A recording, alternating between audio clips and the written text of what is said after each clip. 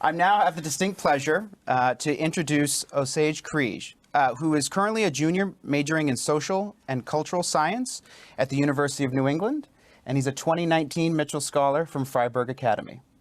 Welcome, Osage. Hi, Nate. It's great to meet you.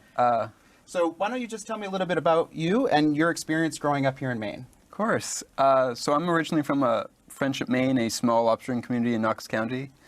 I then had the opportunity to attend Fryeburg Academy for high school. I was coming from a relatively small school, and from growing up in an even smaller town, my college felt large, being 8 times larger than that. But you can still find the same sense of close-knit community, and this sense of community is part of what's allowed me to succeed in life despite the hardships I faced. I was born with some health problems that I've faced, and it's caused me to be in and out of the hospital until I was around 11. Though I still have occasional issues, it's sporadic, and I now can go years without any problems. And when I was 10, my mother was murdered, which caused me to have to move in with my father, who was very estranged from my life at the time. Living with my father led to a greater slew of problems and difficulties than I'd really ever faced before. When I was 14, my father told me that I had nowhere else to go and that no one would take me in. Me being on the very obstinate side, I set out to prove him wrong. I found a community willing to support me at Fryeburg Academy. I was accepted to attend and live there through my high school career. And this move from Friendship to Fryeburg was the beginning of the changes in my life that have allowed me to adjust my assumptions about what my future will be and what I can be. When I lived in Friendship, I was planning to go into carpentry or boat building later in life because that's kind of all I knew. I was fully under the impression that only so-called nerds could make it to college. And then when I reached Fryeburg Academy, I was thrown for a loop. Suddenly college wasn't a joke, it was what everyone else seemed to be doing. I was expected to go to college, to have bigger dreams, rather than just saving up enough money to get my first truck. Fryeburg had a college counselor, Colleen Watson, who was my saving grace. She became, in terms of college, I didn't know what to look for. I didn't know the first thing about how to receive financial aid. I couldn't have even started to explain my personal situation to get help financially, and she helped so much. Well, first and foremost, Osage, thank you for sharing your story. It is clear it was one of great adversity, but also of great resiliency. And so we're so happy to have you here today. And I also grew up in a small rural community, although not a lobstering one, a few more maple trees and not enough buoys.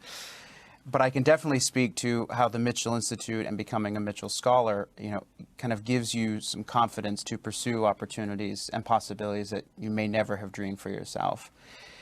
And so I want to maybe understand more from you, how has the Mitchell Institute made that difference for you?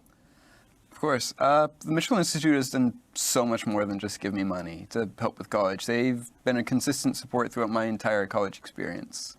Between regularly checking up on me to make sure I have every opportunity they can give me to accomplish my goals, they're always there. When I received the Mitchell Scholarship, one of my teachers actually came to me immediately afterwards and told me about how her daughter had been a scholar, and she told me to make sure I went to every single Institute event I could, so I have.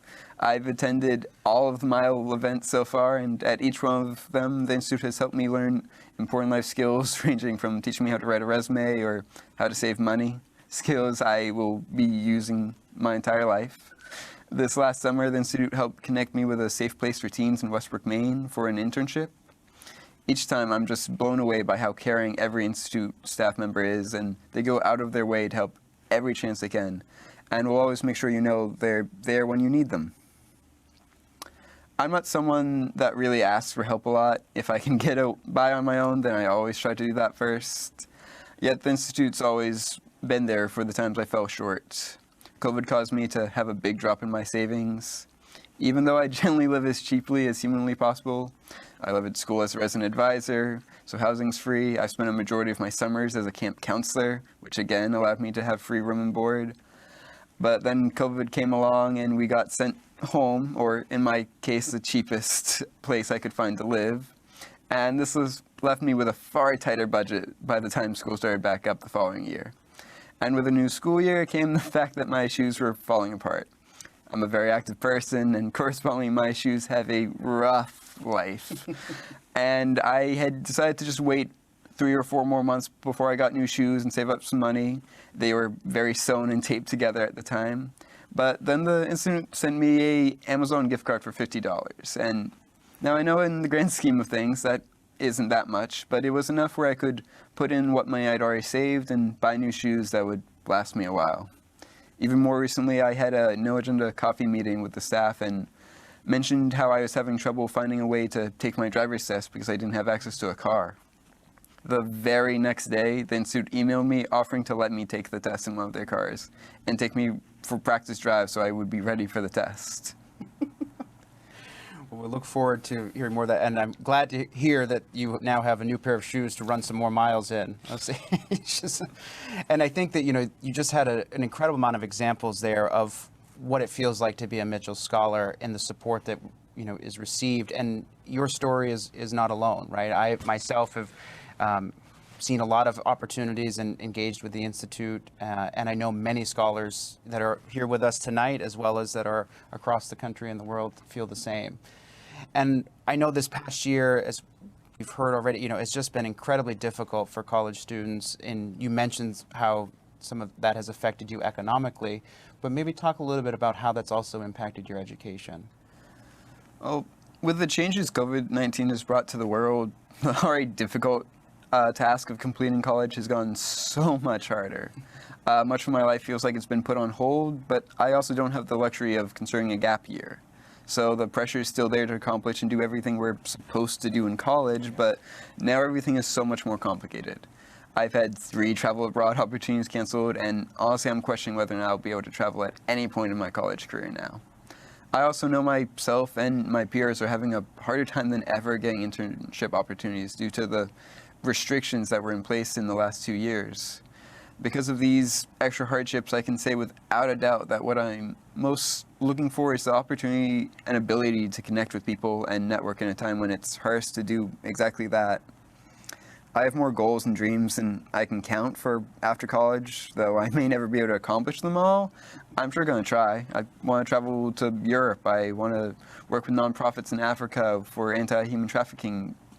I want to travel all over the continent and find somewhere I can go to help the people that need it the most in any given area, wherever that might be. For me, that means working in nonprofits, and the Mitchell Institute has shown me just how big a difference nonprofits can make in a community, and I want to spread the same ideals and sense of community to people that need it. And getting to know you, Osage, I can say your drive will certainly take you far, and so I look forward to when we can all travel. And I'm so glad that you also mentioned about community, right? Because I think that the Mitchell Institute is truly a sense of community amongst the scholars who have become subsequent friends through the years, but also through supporters and our broader community beyond that's with us tonight. And so maybe you could talk a little bit about what that community really has meant for you. Of course. So the Mitchell Institute has changed how I view Maine and how I think about myself as a Mainer. The Institute goes out of its way to show again and again how much they care about their scholars and Maine students. Because of this, it made me want to be a part of Maine, which I don't necessarily feel I felt before. If you had asked me at the end of my senior year of high school if I wanted to live in Maine, I would rather bluntly assure you that I was leaving and never coming back. I saw Maine as a place to get away from, a place I needed to escape. So now, after 3 years of interacting with the Mitchell Institute, my answer has changed. I still want to leave, and after college, travel and explore and all those things I can in the world, but I also want to come back. I want to continue being a part of the Maine community. I'm not the first to have a past like mine, but I am one of the luckiest because of all the help and support I've found along the way. And I now want to make sure I can be there to help others in Maine in the ways I was helped. Thanks to the Institute, I am so proud to be from Maine, and I want to make sure that I give back to this community after it's given me so much. I think that is the perfect sentiment and a perfect note for us to end on. So thank you so much for sharing your story, Osage. And I know all of you will join me in wishing Osage the best of luck in his future endeavors.